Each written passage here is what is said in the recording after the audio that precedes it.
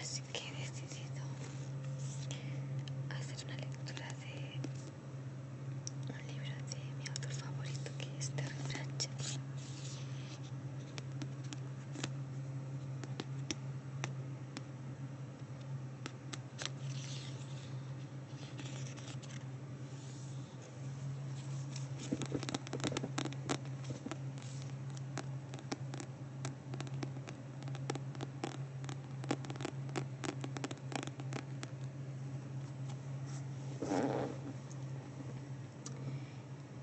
Y bueno, voy a leer unos cachitos.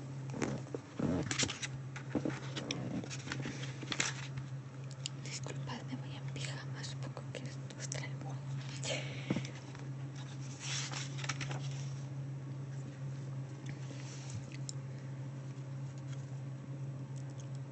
Y ahora consideremos el caso de la tortuga y el águila. La tortuga es una criatura terrestre.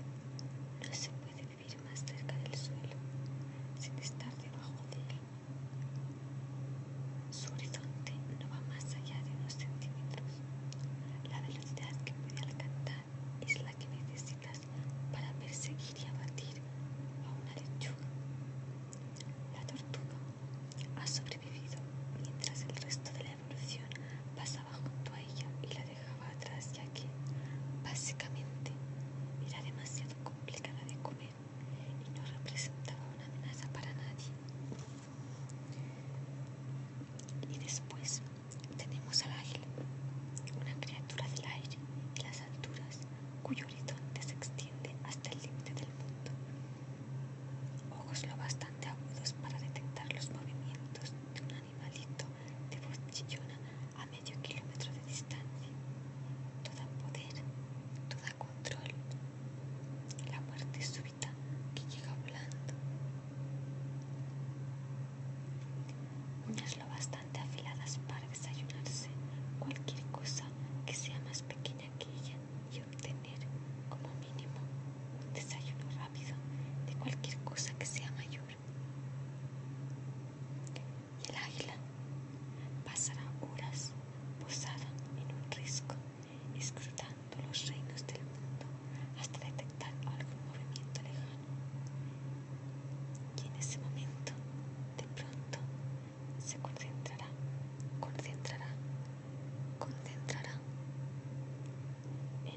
en el pequeño caparazo que se mece entre los arbustos, allá abajo en el desierto.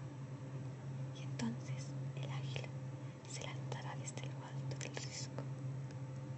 Y un minuto después, la tortuga descubre que el mundo se está alejando de ella. Y ve el mundo por primera vez. Ya no a unos centímetros del suelo, sino a 200 metros. Qué gran amiga tengo en el águila. Y entonces el águila la suelta. Y casi siempre la tortuga se precipita hacia su muerte. Todo el mundo sabe por qué la tortuga hace esto. La gravedad es una costumbre a la que cuesta mucho renunciar. Nadie sabe por qué el águila hace esto.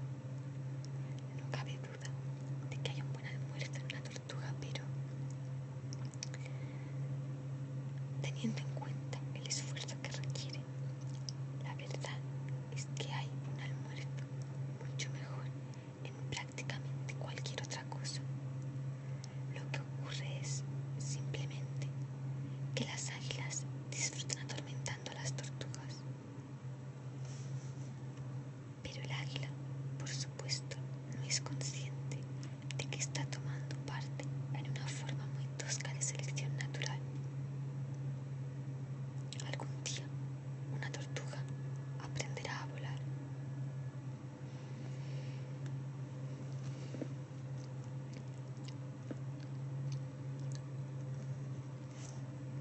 La historia tiene lugar en tierras desérticas de tonos marrones y anaranjados.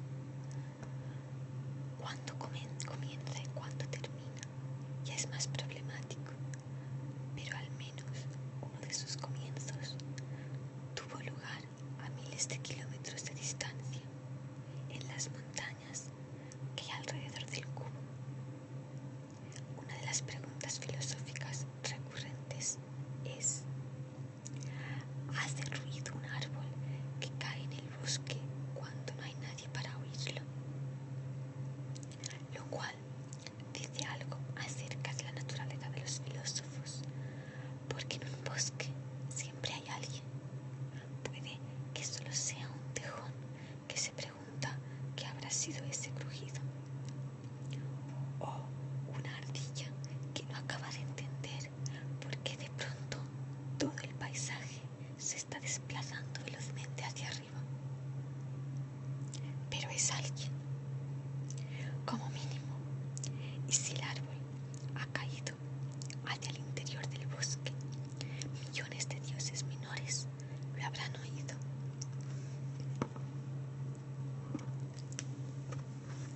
Las cosas simplemente ocurren una detrás de otra. Les da igual quién se entere, pero la historia es otra cosa. La historia tiene que ser observada. De otra manera, no sería historia. En el fondo, no es más que, cosas que ocurren una detrás de otra. Y, por supuesto, tiene que ser controlada. De lo contrario, podría acabar convirtiéndose en cualquier otra cosa. Porque la historia, en contra de lo que afirman las teorías populares, es reyes, fechas y batallas. Y esas cosas tienen que ocurrir en el momento apropiado. Esto es difícil. En un universo caótico hay demasiadas cosas que pueden salir mal. Es ridículamente fácil que el caballo de un general pierda una herradura en el peor momento, que alguien no entienda bien una orden, o que el portador del mensaje vital sea asaltado por unos hombres con palos y problemas financieros. Y después están las historias descabelladas, esos brotes parasitarios que crecen sobre el árbol de la historia e intentan inclinarlo en algún sentido. Así que la historia tiene sus cuidadores. Viven, a efectos prácticos, viven allá donde son enviados.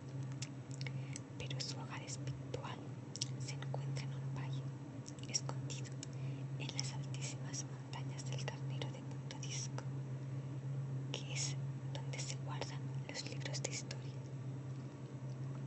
No estamos hablando de libros donde los acontecimientos del pasado son clavados como otras tantas mariposas en un corcho, sino de los libros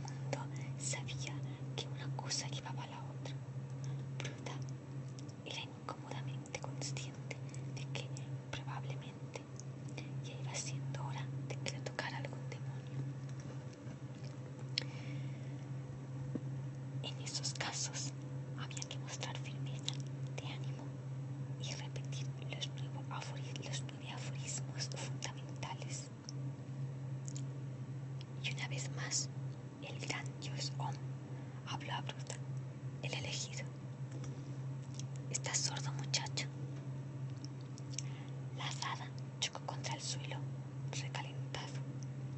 Bruta se volvió. Estaban las abejas, el águila y, al fondo del huerto, el viejo hermano Lutze, removiendo distraídamente el montón de estiércol con una horquilla. Las ruedas de oraciones giraban tranquilizadoramente a lo largo de los muros. Bruta hizo el signo con que el profeta Ishkible había ahuyentado a los espíritus. «Atrás, demonio», murmuró.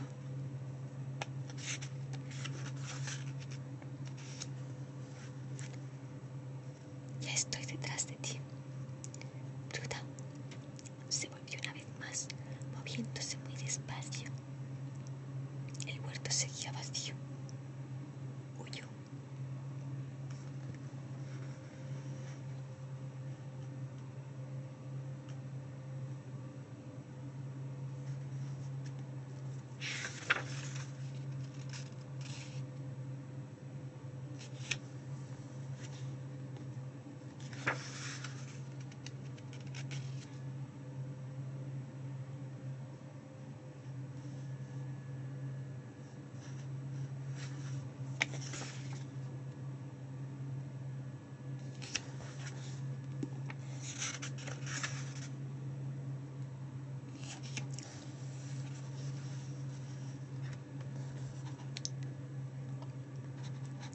Me he saltado unas cuantas páginas y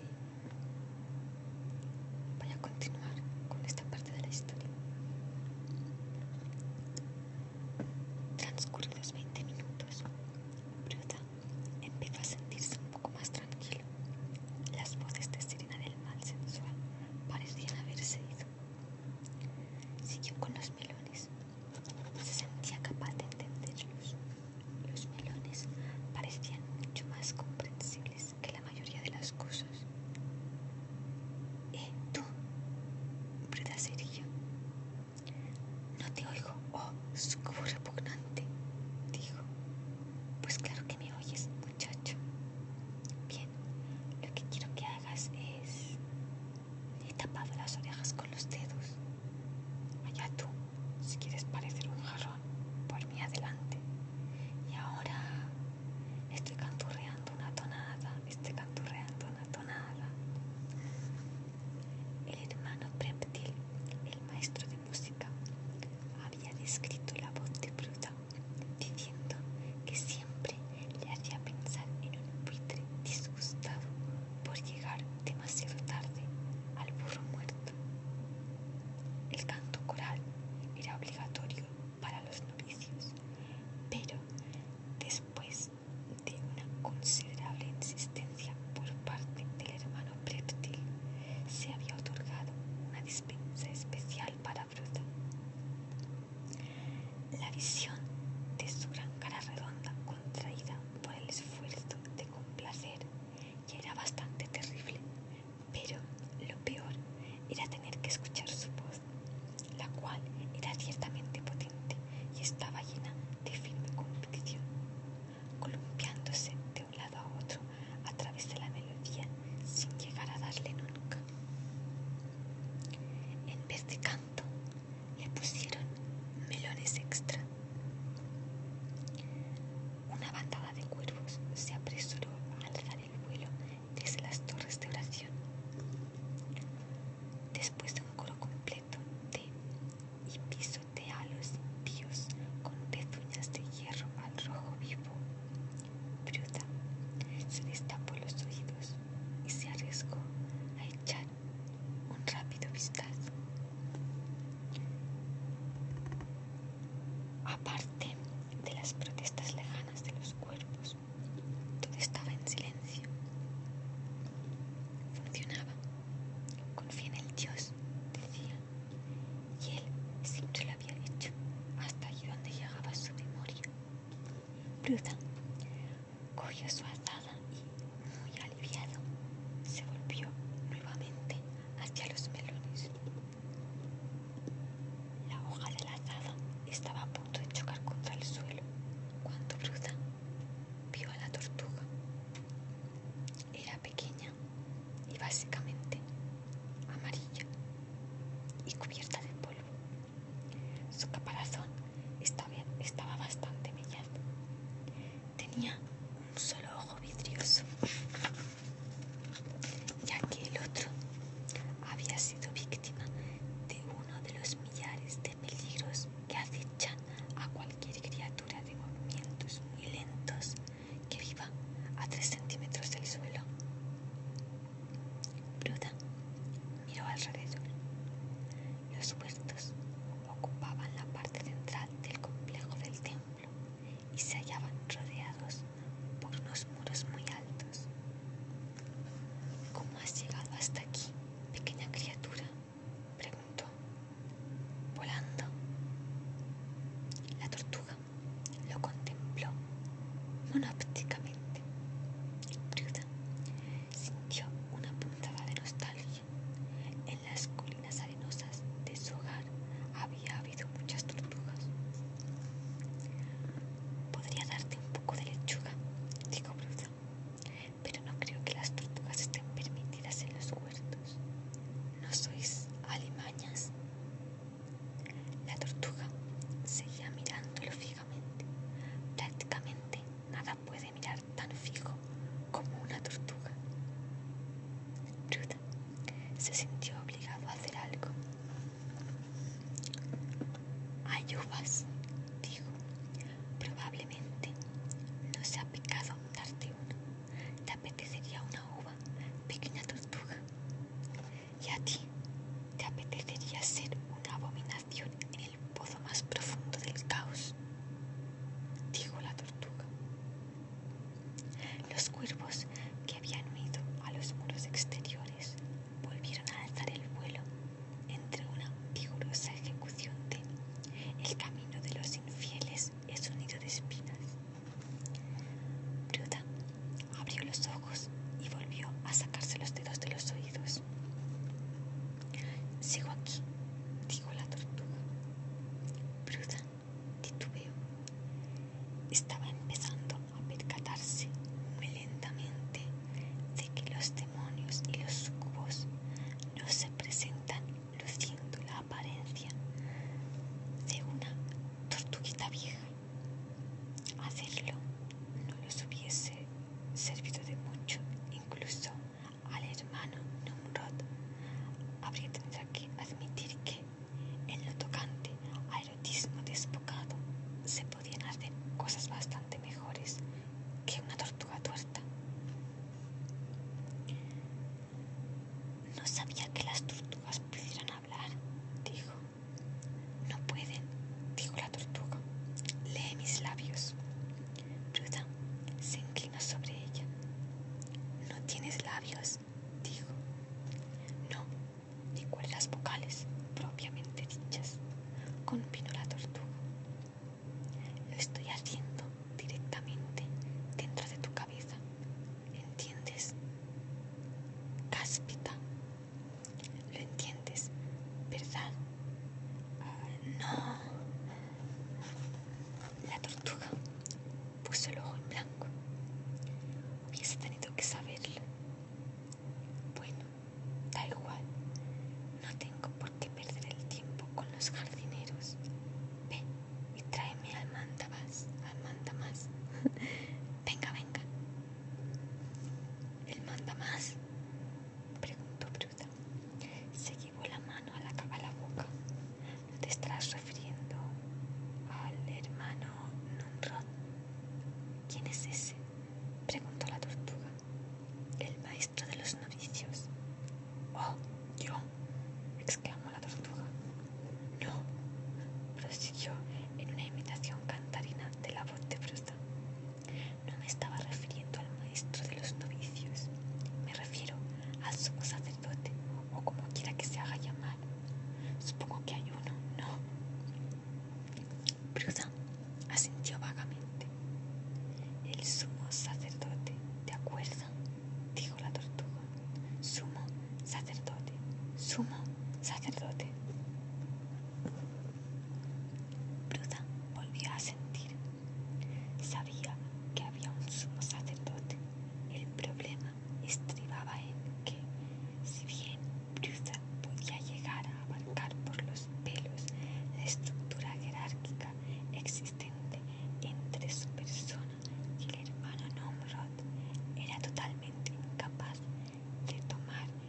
consideración cualquier posible clase de relación entre Bruda, el novicio y el cenobiarca.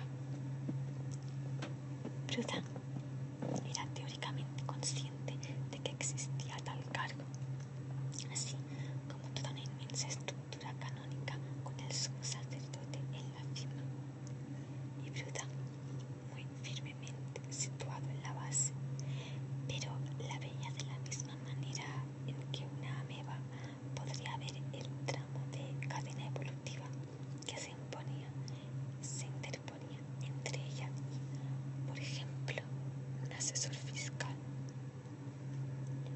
Todo el trayecto hasta la cumbre consistía en un eslabón perdido detrás de otro. No puedo ir a pedirle al Bruda titubeó. La mera idea de hablar con el cenobiarca era tan aterradora que bastó para hacerlo callar. No puedo pedir a nadie que vaya a pedir al gran cenobiarca que venga a hablar con una tortuga. Conviértete en una sanguijuela del barro y consúmete en los fuegos del castigo, gritó la tortuga. No hay ninguna necesidad de maldecir, dijo Bruda. La tortuga estaba tan furiosa que se puso a dar saltitos. Eso no era una maldición, era una orden. Soy el gran dios Om. Bruda parpadeó.